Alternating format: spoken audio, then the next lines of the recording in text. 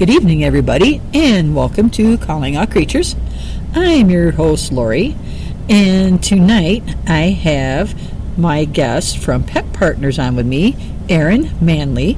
She's the Digital Special Events Manager over there, and she is on tonight with me to give me all sorts of information about Pet Partners, what they do, and about this really cool pet walk that's going to be coming up in September that we're going to talk about as well. So I hope you guys are ready to listen in and enjoy the podcast tonight, because this is a really good one. It's all about therapy dogs and some of the cool things that they do to help out people in like nursing homes, hospitals, things like that. So Erin, thank you so much for joining me tonight to talk about all this stuff. I really appreciate it. Oh, thank you so much for having me. I'm so excited to be on. I'm a big fan, so it's really an honor to be on with you. Well, I'm just a little podcast, but I appreciate it. Why don't you just go ahead and start out and tell us a little bit about Pet Partners and the work your organization does with therapy animals, and along with that, how you kind of got started with them. Absolutely. So Pet Partners has been around for a long time. We were founded in 1977. We used to be called the Delta Society, and we were really founded by visionaries who realized that when people interacted with an animal, they are going to have all those feel-good endorphins. And what we do is we try to improve human health. This is our mission, improving human health through the power of the human-animal bond. And we do that through our amazing volunteers. We license 9 different species, so we're more than just dogs and cats, but all about serving some of those most vulnerable populations. And I guess you could still call me somewhat of a newbie. I started in November of last year and have been overseeing our signature events ever since. So that includes Pet of the Year, Treats and Sweets Day, and the world's largest pet walk, which we're going to be talking about later. Cool. And now that you mentioned the other one, okay, the Sweets and Treats. Okay, we got to just bring that up just real quick. What is that? So it is one of our fundraising events, and we have bakers all across the country. They can bake anytime each year, and a portion of those funds help support our therapy animal program. Some of the funds can support our community partners that are in our larger populated areas where we have more teams, and it's all about serving up treats and sweets. So some for humans, some for pets, but all are welcome. Oh, cool. That's a really cool idea. I wish we had more. Well, I guess any bakers could really kind of join in and have, put out baked goods and stuff. It wouldn't just have to necessarily be pet treats and stuff like that, would it? Exactly. Yeah. Yep, exactly. Yeah, well, that'd be kind of cool. We have a really nice baker here in our little town. She owns fur babies. And she does really phenomenal, great bake work for the pets and stuff. I've gotten some of her, like birthday bones and stuff for my dogs and stuff like that. She does cakes and all sorts of stuff. So, yeah, it's pretty cool. Yeah. So, just in case we have some listeners out there that may not know the differences between the different types of animals that we have out there, like therapy animals, service animals, and then, of course, emotional support animals. Why don't we touch a little bit on what the differences is between those? Yeah, absolutely. Pet Partners is big on education, specifically around this. So a therapy animal, we encourage people to pet therapy animals. They are to be shared with multiple different people. They go and visit and share those smiles, whereas a service animal is trained to help one person. They are not to be petted when they are working and on duty. And then we have the emotional support animal. For example, emotional support animal, therapy animal, they don't have any special privileges. For example, a service animal can go into a restaurant. They can stay in hotels that are not pet friendly, whereas emotional support animals, therapy animals, they cannot. They don't have those special privileges. And at Pet Partners, big piece of our training is learning the difference between all three of those so that we educate our teams, and then they're able to educate others that they come in contact with that might say the incorrect thing. Of course, they're always friendly about it, but we do encourage them, if you have an opportunity to educate someone, do so.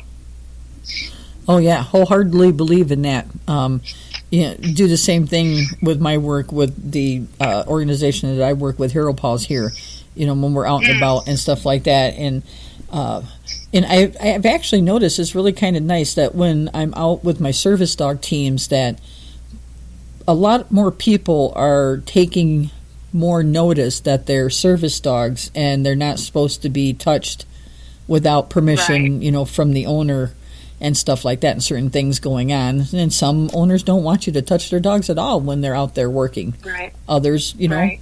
will allow it as long as the dog sits and stuff first. But yeah, it's nice to see that. I think more people are starting to come around and realize that there is that difference between a service Absolutely. dog and a therapy dog and an emotional support animal as well. And service animals do come in many different forms, as you mentioned, or not service animals, I'm sorry, therapy animals and emotional support animals come in many different forms, like you mentioned before. But a service animal, there's only two that are recognized by the ADA, and that are the dogs and the miniature horses. Those are the only two ADA that are recognized. So, so I just thought it'd be good to touch on that, just so, in case listeners out there might not know the differences. Those are the differences, and it is important to know that stuff. Absolutely. So when you guys have your teams and stuff out there working in their therapy areas, how do you guys ensure the safety and the well-being of both your therapy animal teams and the people that they're interacting with? Great question. So we have very rigorous testing that we put our handlers and our teams through. Our handlers have to pass an online evaluation, basically a test where they learn what to do, what not to do when they're on a visit, how to make sure that they are in tune with their animal, that they're being their animal's best advocate always. We tell our volunteers, your animal always comes first. And then the two of them will actually go to an in-person evaluation where they will be evaluated by one of our Pet Partners volunteers that is certified to perform that evaluation, where they will test them on a variety of different skills based on the species. And we have two ratings. One rating is basically your animal is better suited in an environment that is predictable. The other, your animal can work in a predictable environment, or an environment that might be a little more difficult to predict, maybe somewhere where there are children, where it might be loud, or a hospital where there are lots of noises and different smells. And so we make sure that we prepare our teams for all of these types of situations so that we set them up for success. And we also encourage, when they are on their visits, to tell people how to interact with a therapy animal, because sometimes we have people that might be nervous. Maybe it's their first time interacting with a therapy dog, a therapy cat, and so we always want all parties to feel safe and like they know the right way to go about petting the animal and interacting. Mm-hmm. Awesome. Now, when you guys are, your teams are in their training and doing this stuff, so are you actually going in with your teams to, say, these hospital or nursing home settings, and kind of doing some of the training in there, and then, as an observation for before they do their test, or do you wait until after they've done their testing? Because I'm just curious for the training part of it. How would you? Yeah, no, this is a great question. Some of our teams, for example, it's their first time, they're considering becoming a team with their animal. We have a lot of amazing volunteers that will volunteer to have that person come in alone without their pet and observe a visit where they can kind of get that hands-on experience for what it's like to go into a hospital or a school with their pet. And then if they decide, they'd like to move forward, then they go through the online test for the human, and then they will go and have their evaluation together. We do encourage, people when they are thinking, I might be interested in becoming a team with my animal. We encourage, basic obedience, ensuring that your dog or your cat enjoys being petted. We don't just want them to tolerate it. We want them to like meeting new people and interacting.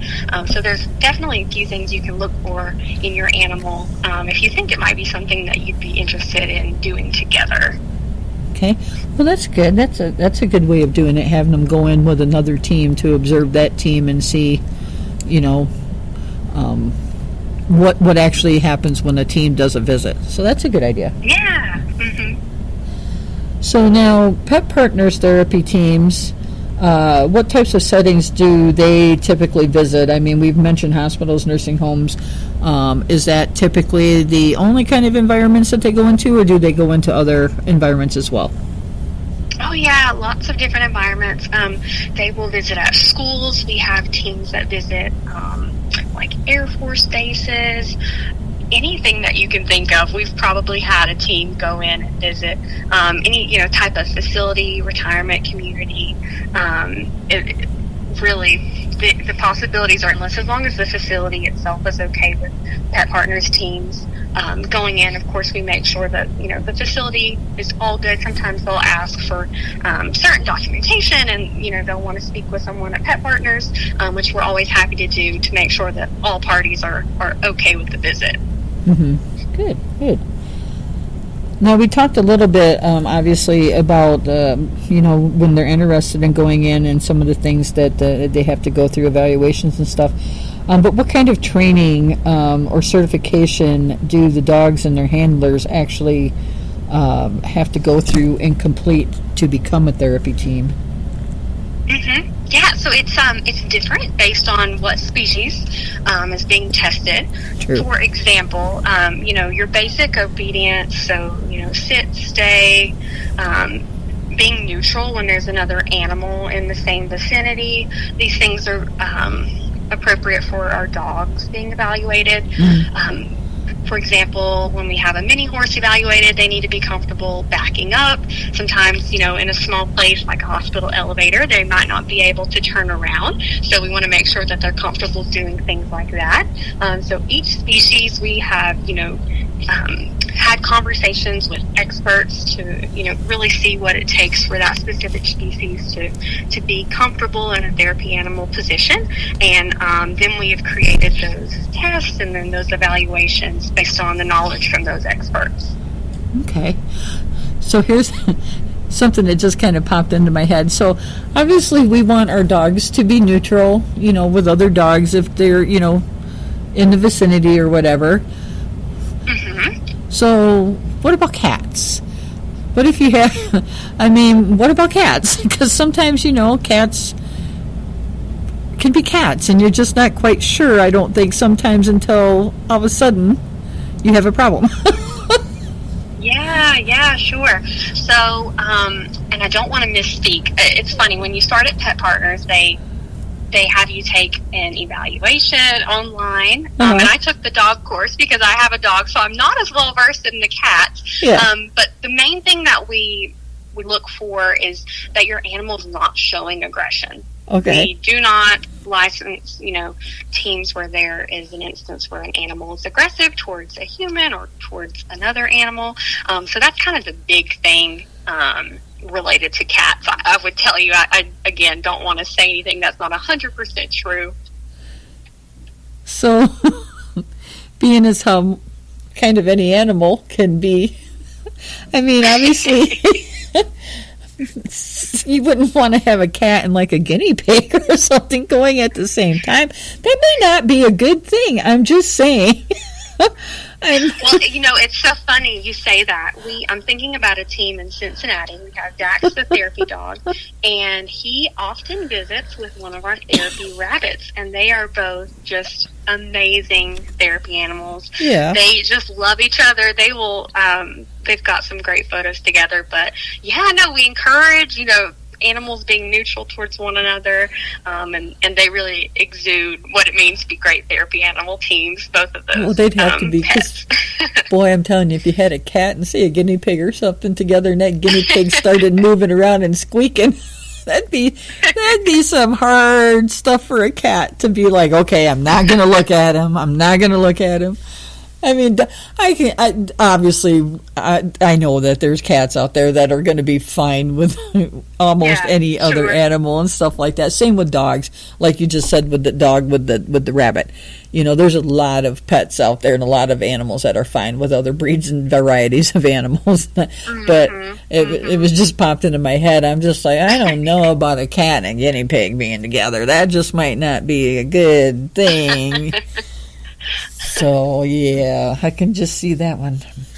Sylvester and Tweety or something, Tom and Jerry going on there. Not trying to get morbid or anything, but it just kind of pops in my head. I don't know if we want to take, little Mr. Gary the guinea pig with the cat into the room at the same time. Oh, my gosh. All right, a little bit of festivity. So are there any specific breeds or qualities that make and this is interesting because I'm saying a good therapy dog, but I mean not just therapy dog, even when it comes to, I don't know, certain breeds of cats even, do you know, obviously you do the dog stuff more, so I don't know if you'd really know more about the cats, but do you know if there's any particular breeds, dogs, cats, that make better therapy animals than others do? So at Pet Partners, we are inclusive to all species of dogs, and we welcome, any type of breed. I will say we have, out of all of the dogs we have, most of them are golden retrievers. That's definitely, we see the most golden retrievers. But also, of all of our therapy dogs, 25% are rescue animals, which I think is a great time to just bust that myth. I think oftentimes people think you can't, teach an old dog new tricks, but clearly we've had some amazing handlers that have rescued an animal, and that animal has turned around and helped so many people. So just a testament to the great people that we have volunteering with us here at Pet Partners. But yeah, again, just looking for animals that enjoy being around people. They have that sweet disposition about them. They want to be around people. They enjoy being petted. They've got those basic obedience skills. And again, they have a great relationship with their human. We want teams. We can't just have a great dog. We also have to have a great human, one that looks out for the pet. We have this very long acronym. You are your animal's best advocate. YAYABA. Doesn't quite roll off the tongue, but just looking for people that enjoy being with their animal and want to make a difference. So we always encourage people, you might have a potential therapy dog, a therapy animal in your home. If this kind of sounds like your pet, they like to be petted, they get energized being around people, go to our website, check it out. It might be something that you two could enjoy doing together. Yeah, exactly. And I'm glad, you kind of brought up with the qualities and stuff for therapy dogs, and that a lot, 25% of them are the rescues, because there's been, I've talked to people on the podcast over the years that have, just for instance, people don't understand too, like these dogs that, because of course we just have another frickin' dog fighting thing with another football player going on yet again.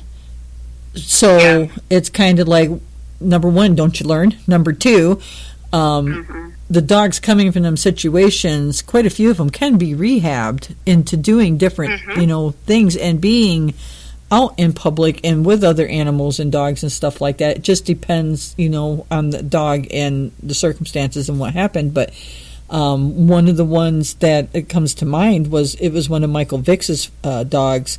I had Rue Yori on, and he had, of course, Wallace was his big, rescue dog that went on to be the national, disc champion, frisbee champion and stuff, and all sorts of different titles and stuff in frisbee. But he actually adopted one of the Vick fighting dogs from, I'm not sure if it was Bad Rap that had him after Michael. I think it was Bad Rap is who had the dog, and then I think he went out, met the dog, and adopted him. And his name was Hector. And Rue went on to get Hector certified to do therapy work. And so he took Hector around and did all sorts of therapy work with him until he passed away. So, that's just one instance that comes to mind where, dogs can come from that kind of a situation or a shelter or whatever and just work out perfectly for this kind of work. So just because they're shelter dogs, or coming from this kind of a situation doesn't mean that they can't turn out to be phenomenal dogs. Absolutely, yeah. Sometimes they are the most sweetest, and they have the most love to give. And yeah, I think I was amazed when I saw the numbers. But yeah, I mean, you can make it happen. And I've heard some really great stories from some of our volunteers. Where they got their rescue animal and so shy and, just coming out of their shell over, weeks and months and looking at them, 2-3 years later where they've made hundreds of visits and just the complete, turnaround that they were able to make is really amazing. Oh, yeah.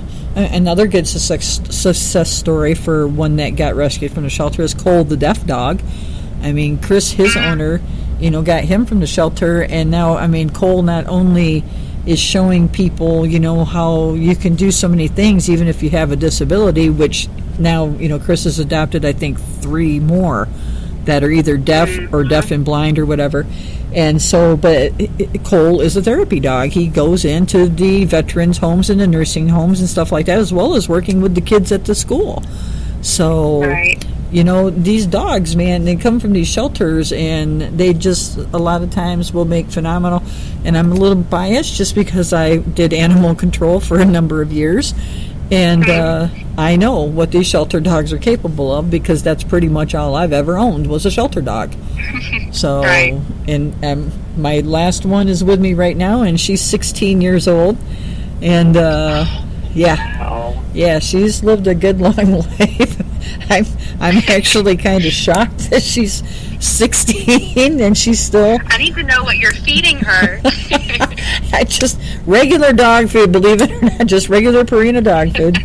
But yeah, she's doing okay, although I'm thinking that it's probably getting near that time, unfortunately. But yeah, so she'll be the last one out of...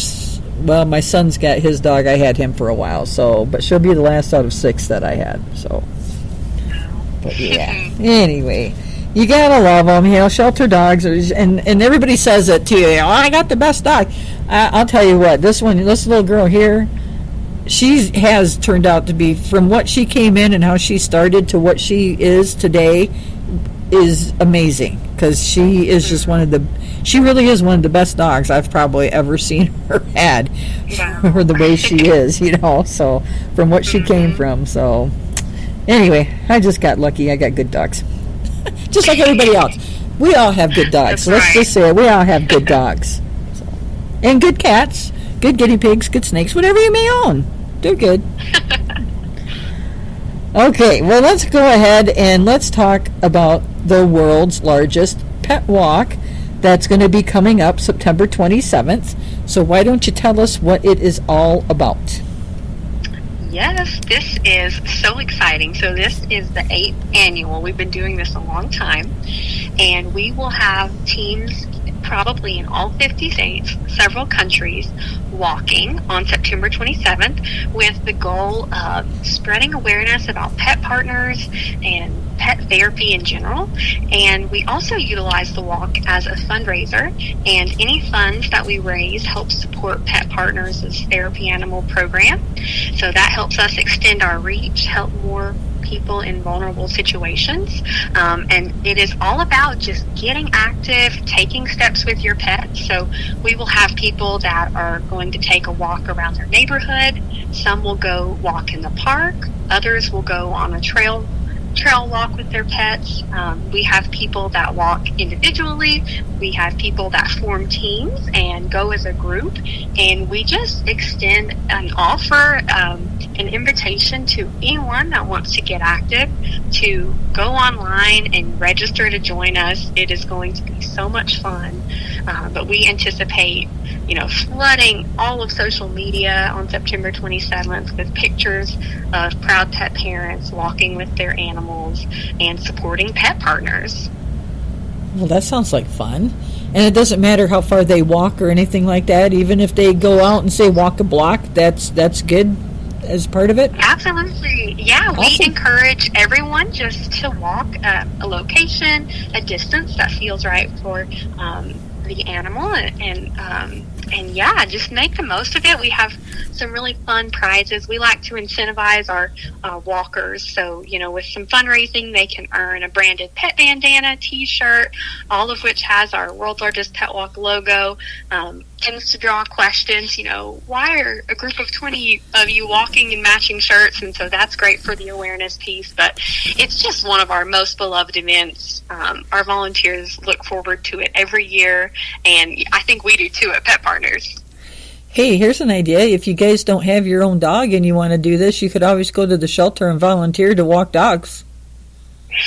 Absolutely. It's so funny you mentioned that. We actually had a group, I think it might have been last year, where they did exactly that. They went and they got some shelter dogs, and they took them for exercise and had the best time. I think it even led to some adoptions, which is amazing. Yep, that's great. I know the shelter, in the town here where I'm at, well, close to where I'm at, they have volunteer dog walkers and stuff like that. So I'm going to email, I know their supervisor over there, so I might email her about this and say, hey, in case any of your dog walkers are interested in helping out with this. That would just be great. Letting you know. And I'll post it on my Facebook pages and stuff too to get the word out there. So it's a good cause, helping therapy animals and stuff like that. Why not? Exactly, yeah, and we make it so fun. We love a big celebration at Pet Partners, and so after the fact, about mid-October, we have what we call the Sneaker Awards, and we award certificates to different teams and different walkers based on, how many teammates they recruited or how much they raised during their fundraising. Let's say there were a social media superstar, we have Sneaker Awards for that, but just a great way to look back on the event and see what we were able to accomplish together, and get excited for the next year. Right. A couple things. I think a couple of these things we might have just answered real quick. But real quick, how did the event actually get started, and how much has it grown since it did get started? Yeah, so started, actually Tracy Pryor, she is our Chief Development Officer. She's been with Partners for about 11 years, so she was instrumental in starting this great event, and every year it just continues to grow, where we secure sponsors for that corporate level. We continue to grow in number of teams and number of walkers, and yeah, every year we just set the bar higher, and look forward to seeing that big turnout and watching everything continue to grow. Right. And I think we already answered, anyone can participate, even if they don't have a registered therapy animal, obviously, because I just said go to the shelter and walk dogs. So absolutely. Obviously, anybody, hey, you know what? If you got a cat that likes to walk, right? You can walk your cat too, right? Any animal? You can. It's funny, we have several cat teams. I think we have, I know of at least one rabbit that will be walking. So, yes, we are inclusive of all species. People like to walk their ferret. I had friends that had ferrets, and they would go camping with their ferrets, and they would take them for walks. It was great. But there you go, guys. You don't even have to have a dog. If your cat likes to go for walks, or if you say have ferrets or guinea pigs, maybe they like to walk. I don't know. Maybe your snake likes to go out wrapped around your waist or your shoulders. You can go for a walk with your snake. There you go. Absolutely. I can see this now. People are going to be out there with their snakes around their shoulders, taking pictures and video, going, "Hey, I'm out here on this pet walk." Exactly. It definitely would draw some attention. That would be great. That really would. Okay, guys, with people with snakes, this is what you're doing on the 27th of September. You need to go walk your snakes. Hey, I had a friend that probably would have done it. When I was running the shelter in the small town about a half hour away, we had someone leave their snakes behind when they moved out. And so she had snakes before, so she took them. And it was like a red-tailed boa and like a little tree python. Anyway, she would take them outside all the time and let them go around in her tree and everything. I'm just like, okay, she'd walk around with them all the time. I'm like, I mean, I'm fine with snakes, but I was just like, okay, you're going a little more extreme than most people would, but okay. So, yeah. Anyway, so there you go, guys. You can walk anything on the pet walk on the 27th. And obviously, other ways people can get involved is you don't have to go walking. You can also, they can also donate, or they can also spread the word, say through social media sites and things like that, correct? Absolutely, yes. We encourage, maybe you don't want to walk, but yes, if you feel inclined to donate, know that we use the funds to support our mission at Pet Partners, and our therapy animal program is at the heart of what we do. So yes, we would love to have them walk, make a donation if they're able, and yeah, anything that can be shared on social media would be amazing. We want to flood social media with pets and people walking on September 27th. Awesome. So for the pet walk, is there, say if someone, well, and I guess it wouldn't matter if you're going to be flooding social media. I guess that kind of answers that question too. If there's any virtual or like remote participation options for people who can't actually attend an official walk location. So if you live out in the boonies, man, you know, and you're miles and miles away from somebody, but you want to go walk. Yeah, no, absolutely. So we would encourage those people to sign up as individual walkers and then walk in your hometown at the location that you choose, the distance that's right for you. I live in Western North Carolina, and I don't have very many teams nearby. I believe the closest one is maybe 2 hours. So I've recruited some of my neighbors, some friends and family, and we're going to walk our civilian dogs around town a couple blocks and just make the most out of the day.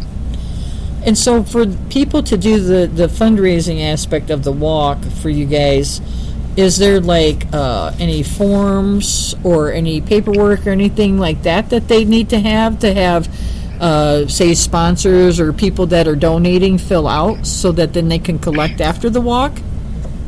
So we have a couple different ways. We encourage everyone to go on to our website.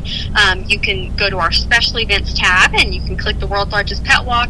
That will take you to our official site where we have a running total of how much we've raised so far. And you can donate online using a credit card. Or you can mail a check into our Pet Partners headquarters. Our mailing address, of course, is on our website there. But yes, would love to have that support either of those two ways. Okay, perfect. And then I will mention, of course, Pet Partners is a nonprofit, so anything that's donated will be tax deductible. Oh, yeah.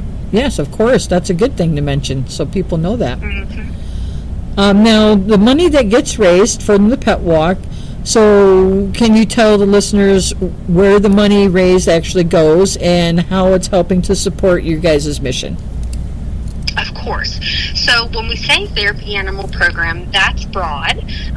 But, for example, Pet Partners supports all of our teams that we have. And so when a handler signs up and pays for their registration fees, they do pay a portion of that, but Pet Partners covers 75% of what we spend yearly on a team. And so these funds help with that. They help with our liability insurance that we provide for our teams when they go on visits in the instance that there was an accident. It also helps us with ongoing training for our handlers, for our evaluators, helps us with research. We love research and putting some scientific evidence, information out there about what really happens when people interact with one of our therapy animal teams. So it's very broad umbrella that supports so many things that are just intricate to the Pet Partners mission. And so when you support us through the walk, you're really supporting, all 8,500 plus Pet Partners teams. Awesome. I mean, that's a lot of teams. Absolutely, and growing by the day, which is amazing.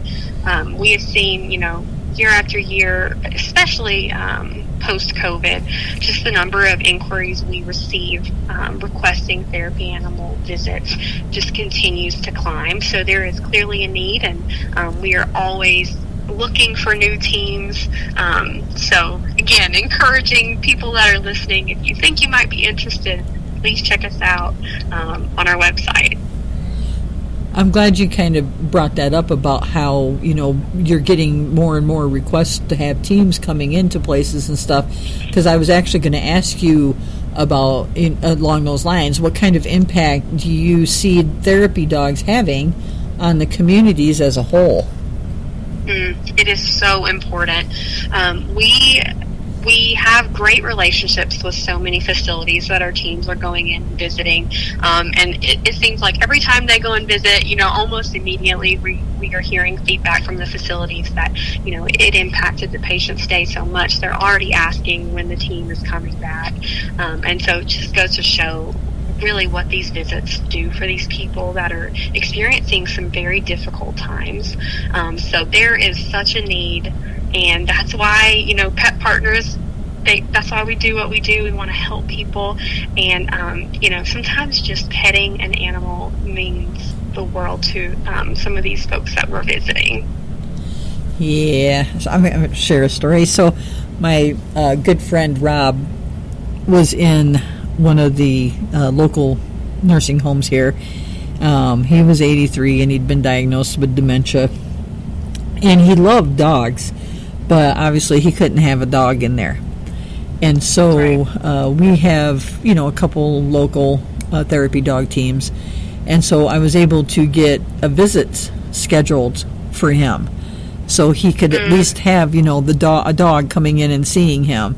And in the meantime, we got him a big old cuddle clone thing made so that he had one of the dogs he used to have as a younger man. And so anyway, but the impact that those therapy dogs had on him, he loved having them come in, and it was so cool. They had made little cards they had a picture of the dog on the front and then little information and facts about the dog, and I think the team a little bit on the back. And it was so cool. He had to show me all of the cards that he had gotten from the dogs that had come to visit him. So it really does make a really big impact on these people. And I've seen the same when I see things that Chris posts from Cole, about Team Cole, the Cole the Deaf Dog and stuff. And he sees the veterans and things like that. And you see these people in the videos and how happy they are. And so these animals really do make a really big impact on, especially these older folks that are now in, say, a nursing home like that. They're not in their own homes anymore. They don't have a lot of their own things. They can't have animals in a good part of these situations.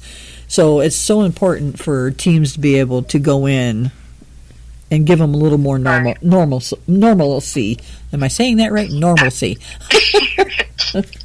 Absolutely. No. And I've heard, it's so funny, I've heard, very similar stories where, for example, one lady that I chatted with, she had her therapy dog go into a classroom, and these students were struggling, maybe not wanting to do the work that their teacher had provided. And, they had a visit with this sweet golden retriever, and it was almost instant. They were energized and excited to work because they knew that if they did, their schoolwork, they're going to get a visit from the therapy dog, and it really is such a mood booster. Mm-hmm. Yep. Yeah, it really is. I know. I've had a couple people inquiring about doing some training to do some therapy work, and one wanted to go into the schools and stuff like that. She moved here from another state, and her dog, she'd already gone through all the training and basic CGC and stuff, and her dog was actually going into the schools in the other state, but she had to get him, so that he was able to go to the ones here, so... Right. But yeah, they do. They make a really big difference in a lot of different situations. So it's good that they're around to help people out. So, and absolutely. Let me see. I was going to ask you how someone could become a Pet Partners volunteer or become a team, but you've already kind of put out there that they need to go to your website. What is your website, by the way? Why don't you go ahead and throw that out there? Yes, it's petpartners.org. Okay, and they can also go there to donate or to sign up for the pet walk as well. Absolutely. Yes, we've got a special tab for special events, and the World's Largest Pet Walk should be the first little thing that you can click on there. But yes, our website is always a great place to start for our people that are potentially interested in becoming a team. We've got a lot of resources for things, that we've chatted about on the call here. And if you're interested, you can go ahead and sign up, get some information on the evaluation piece that you, the human, would have to pass, and some great things that you can be working on with your animal in the meantime.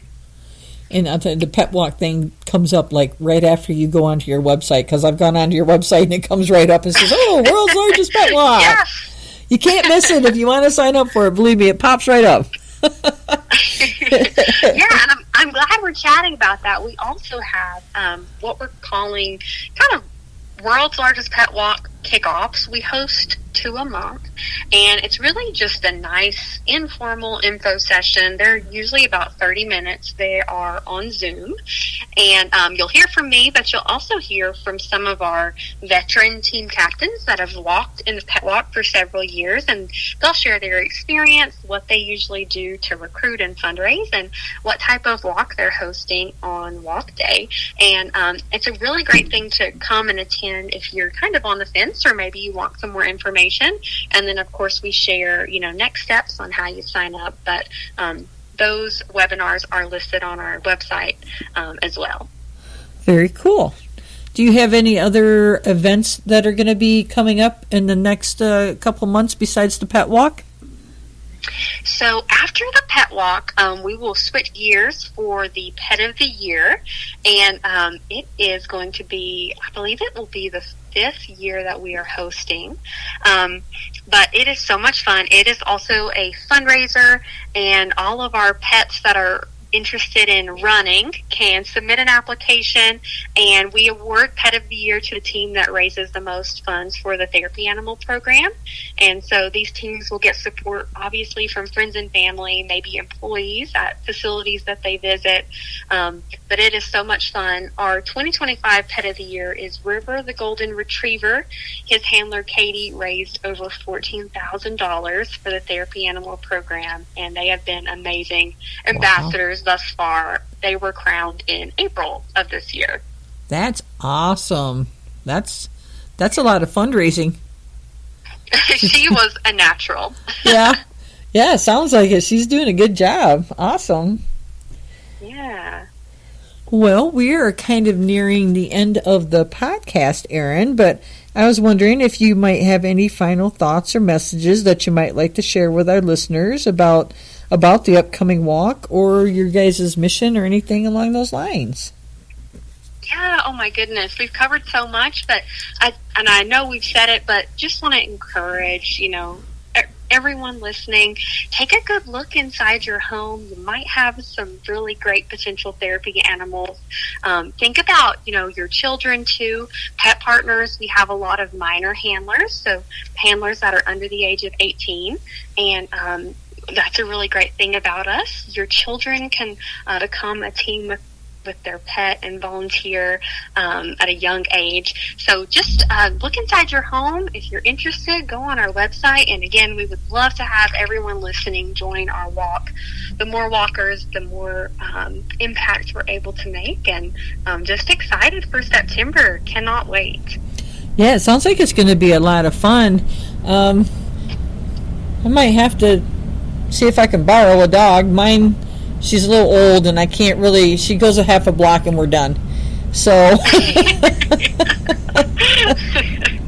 she's just not about walking anymore. She used to be. Rightfully so. Hey, if it just has to be half a block, though, that's okay. No distance requirement. She just raised her head and looked at me with that one. And she, oh, okay, no distance requirement. Yeah, we can do that. End of the driveway. I'm good.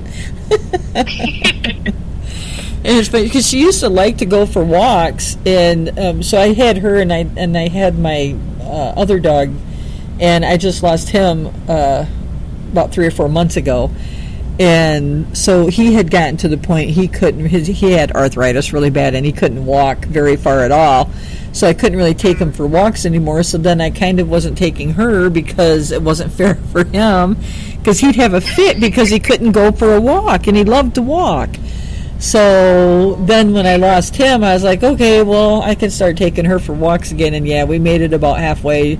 Actually, I made it a block, and at that point, it was pushing her to try to come back home. So I was like, yeah, we ain't going to do that again. Well, I have a 3-year-old, almost 4-year-old, and we have to do about 3 miles a day, or she is just crazy girl. Oh, yeah. She has so much energy, so she's ready for September. Practicing now. I'm sure she is. Sounds like it. So I'll have to, I do dog training and stuff, regular dog training, basic classes. I'll have to pass on the word to my training classes, because they all like to go out and take their dogs for walks. So maybe they'd like to sign up. You never know. I'll pass the word on and put it out on my Facebook pages, and I'll definitely put it on the Calling Out Creatures Facebook page and stuff like that. So I'll get the word out for you guys. Great. We appreciate it. Yeah. Well, I appreciate you being on tonight with us and sharing all of this great information about Pet Partners and about the world's largest pet walk and all the different therapy animals that you guys have in your programs and stuff. It was great learning about all that stuff and learning more about the pet walk and stuff. I think that's going to be a really cool event coming up. And again, if you guys are interested, go check out Pet Partners' website, and if you want to be a therapy dog team, sign up with them. If you're not interested in Pet Partners and you want to stay somewhere local, you know, you guys, because I know some people like to do that as well, you guys can always look around locally for therapy dog or therapy animal, you know, organizations as well. And Pet Partners, I'm sure, has different branches in all sorts of different towns. So we do. Yep. So you guys, I'm sure if you guys want to be a therapy animal team, I'm sure if you look around, you guys can find something that fits for you, whether it's Pet Partners or whether it's a local smaller team or something like that you're more interested in. It's all up to you guys, but check them out and see if it's something that you'd like to do, because it's always great to be able to help with your therapy animal and go into nursing homes and schools and stuff like that. So, and Erin, with that being said, you're welcome to stay on if you'd like. I'm just going to announce my next couple upcoming podcasts, and if you don't want to and you want to jump off, that's perfectly fine, because I know it's getting pretty late where you're at. So yeah, I might jump off, but thank you so much for having me. I've had so much fun, and can't wait for everything to come out. Yeah, I'm excited. So I'm looking forward to seeing how you guys do with the pet walk. Awesome. Okay, great. Well, I'll look for that link, and hope you have a great night. All right, you have a good night too. All right, bye. All right, bye. All right, everybody. So Erin jumped off there. Like I said, it's pretty late where she's at. I don't blame her. I'd jump off too. All right, so the next couple podcasts that I have coming up, I think you guys are going to like. I have, here, let me pull it up real quick. I have Turpentine Creek Sanctuary. They're going to be on August 21st. Well, I shouldn't say the sanctuary is going to be on, but Tanya, the founder, CEO of the sanctuary, is actually going to be on with me. And she's going to be telling us all about the sanctuary and some of the different resident animals that they have. But I think we're going to focus, we're probably going to talk about pretty much all the animals they have, because they have quite a different animals. They have a lot of the big cats, lions, tigers. They have bears, lions, tigers, and bears. Oh my. So we got lions, tigers, and bears. And hyenas, if I remember right, are in there. And I'm sure there's probably some other panthers and some other probably bobcats and those kinds of stuff like that that they have. Because you see, Turpentine Creek Sanctuary takes in a lot of those big cats and bears and stuff like that come from either exotic pet trade or from, say, circuses, zoos, those kinds of places. So I'm looking forward to talking with Tanya on August 21st and learning more about the sanctuary and just what all they do there and all the different animals that they have. I think that's going to be great. And then on September 4th, I am going to have Rebecca Shaper on with me, and we're going to be talking about her book, Roses to Rainbow. This is about Rebecca's journey after she lost her dog, Gus, passed away. And it's kind of about Rebecca's journey and how Gus, from the other side, kind of helped her through her grieving process and healing, and kind of helped her find the path that she's on now, and doing healing work and stuff like that. So I think that's going to be a really good podcast as well, to have Rebecca on and come talk to us about that kind of stuff and about losing our pets and the grief we go through. Everybody that's had a pet, more or less, has probably lost the pet at some point in time. Maybe if you're a newer pet owner, maybe not. But, if you've had pets over the years. So we all kind of know what it's like to lose our pets. But Rebecca's going to come on and talk about, the grief of losing a pet and her experiences and her journey and how she overcame that grief and started doing what she does now as a healer. So I'm looking forward to that as well. So don't forget, August 21st, I'm going to have Tanya from Turpentine Creek Sanctuary coming on with me to talk about the sanctuary and all the animals they help out.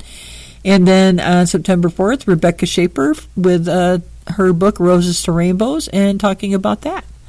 So I hope you all enjoyed tonight's podcast, and I hope you all stay safe out there this weekend. And don't forget to come on back in a couple weeks and listen to the next podcast and learn a little bit more.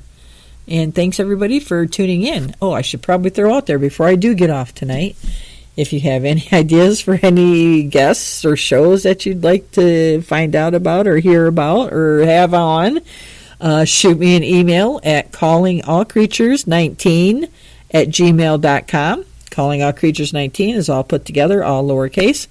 Or you can find me on Facebook. You can either message me, you can comment under a podcast announcement, whatever you'd like to do.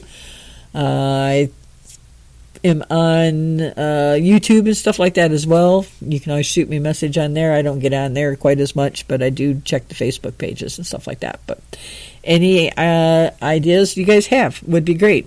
Guests, specific animal topics, anything that you might like to talk about, shoot me something and let me know, and I'll see if I can make it happen. But all right, with that being said, have a good night, everybody. See you all in a couple weeks, or not see you all, but hopefully you all hear me in a couple weeks. All right, good night.